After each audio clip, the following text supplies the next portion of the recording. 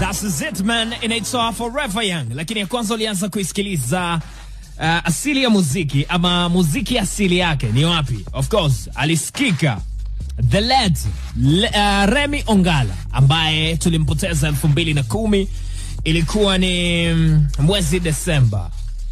Amen. Hiyo ambayo umesikiliza ni Jay-Z featuring Mr. Hudson. Na Mr. Hudson hapo kwenye hiyo bridge, hiyo intro ya hiyo ngoma, kuna line yake anasema music is for the sad man. Yani muziki ni kwa ajili ya mtu ambaye ni kama mnyonge, ana huzuni.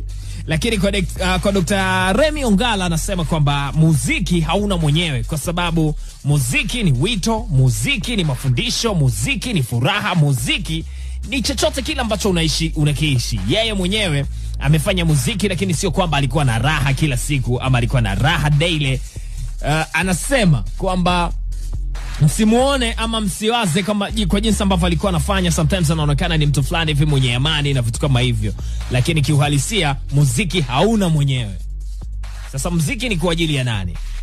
Mkali wa rock pamoja na blues ambaye anaenda kama Sir Elton John, naye pia anasema muziki ndio tiba sahihi ambayo inafanya ama inaweza ikamchukua mtu na kumpa matibabu kwa muda. Sijui tunaelewana vizuri?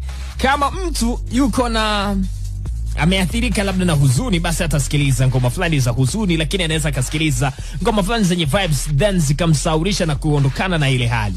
Kwa hiyo kwa maana hiyo muziki atakuwa ama muziki utakuwa ni kwa ajili ya mtu gani, ama muziki itakuwa ni kwa ajili ya nani ambaye anafanya kitu fulani, ama kitu gani ambacho kimemkuta huyu ambaye muziki unakuwa dedicated kwake.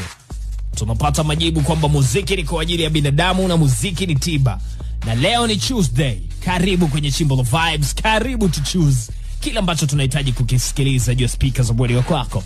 Mimi ni Baba uko 360, niko na DJ I9.